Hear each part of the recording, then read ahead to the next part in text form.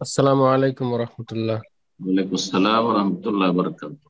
জি বলেন। আমাদের যে শেখ, আমার প্রশ্ন হলো যে ঠিক একটু আলোচনার বাইরে একটু প্রশ্ন করবো শেখ। আমার প্রশ্ন হলো যে একটা হাদিস আছে, আমরা জানি যে কোনো পরিমাণ অহংকার থাকলে জান্নাতে প্রবেশ করবে না। তো রাসূল সাল্লাল্লাহু আলাইহি ওয়াসাল্লাম দুই হুম, ক্যাটাগরি বলছেন, যে একটা সত্য গ্রহণ না করা, একটা হচ্ছে মানুষকে হেয় করা।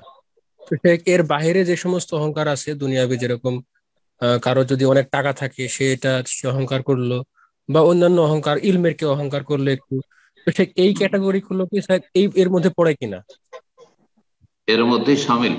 নবী সাল্লাল্লাহু আলাইহি ওয়াসাল্লাম এর যে মধ্যে আল কিবর, অহংকারের সংজ্ঞা বলেছেন আল কিবর, হ্যাঁ, গামতুল হক ওয়া বাতরুন নাস, হ্যাঁ, সত্যকে সত্যকে ঢেকে দেওয়া বা অস্বীকার করা, আর মানুষকে ছোট মনে করা।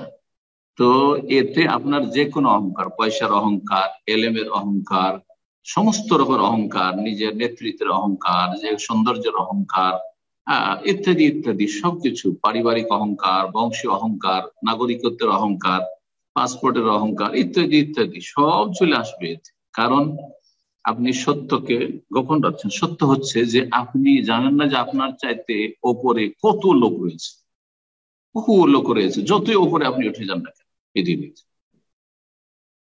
তো তার উপরে মানুষ রয়েছে। এটা আপনি, সত্যকে আপনি ঢাকছেন আপনি, আর মানুষকে ছোট মনে করছেন, আপনি নিজেকে বড় মনে করছেন যে কোনো ক্ষেত্রে, মানে মানুষকে ছোট মনে করছেন। তো এটা সমস্ত রকমের অহংকারকে সামিল, সমস্ত রকমের অহংকারকে সামিল।